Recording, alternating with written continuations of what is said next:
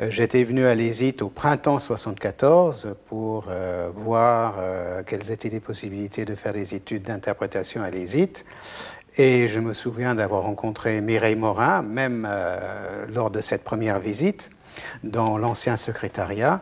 Et donc, je me suis retrouvé dans cette salle en 74, octobre, pour les premiers cours de première année, avec Danica Seliskovic. J'ai passé mon diplôme dans cette salle en juin 76, et puis ensuite, assez rapidement, je suis revenu enseigner, et bizarrement, en juin 77, je me suis retrouvé à être au jury pour les étudiants avec lesquels j'avais partagé la deuxième année 1 an ou 2 ans avant.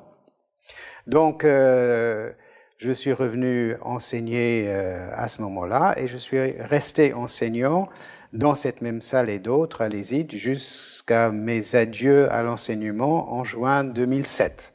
Donc ça fait 30 ans d'enseignement et 2 ans d'études, donc ça fait 33, 34 ans que je connais l'ESIT à Dauphine. En tant qu'étudiant, d'abord, la difficulté, mais la qualité des cours, de l'enseignement, par Danica Seliskovic, qui a vraiment changé ma vie, comme l'ESIT a changé ma vie. Elle n'était pas seule, mais c'était elle, à l'époque, vraiment la cheville ouvrière de l'ESIT. Et ensuite, des souvenirs d'enseignants, de diplômes passés d'abord en tant que candidat au diplôme et ensuite en tant que membre du jury, de nombreux jurys. D'abord, un effort considérable qui a été fait à l'instigation de Danica Seliskovic d'asseoir la pédagogie de l'interprétation sur des bases solides. Et je me souviens de beaucoup de réunions dans les années 80-90 où elle convoquait tous ses enseignants pour que on puisse discuter de la pédagogie de l'interprétation. Et cela a abouti, comme tu sais, au livre La pédagogie raisonnée de l'interprétation, qui a vraiment permis de mettre noir sur blanc les pratiques que nous avions tous, que Danica avait au départ et qu'elle nous a enseignées, et ensuite qui étaient partagées par tout le corps enseignant. Donc la pédagogie de l'interprétation est un de mes souvenirs marquants de l'ESIT à Dauphine.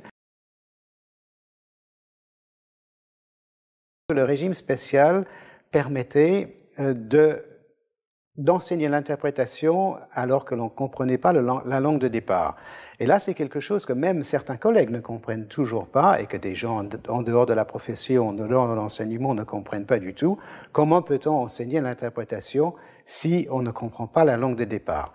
Eh bien, Danica et le régime spécial ont permis de prouver que c'était tout à fait possible. Donc ça, c'est vraiment quelque chose qui est un apport de l'ESIT, à mon avis, indispensable, la possibilité d'enseigner l'interprétation, l'art de l'interprétation, à des personnes dont on ne connaît pas du tout la langue de départ. L'interprète a beaucoup de qualités et doit passer la rampe, comme disait Danica Seliskovic, dans un premier temps. Donc, effectivement, on voit que un interprète fait passer le message, même à partir d'une langue qu'on ne connaît pas, et on est accroché ou on ne l'est pas.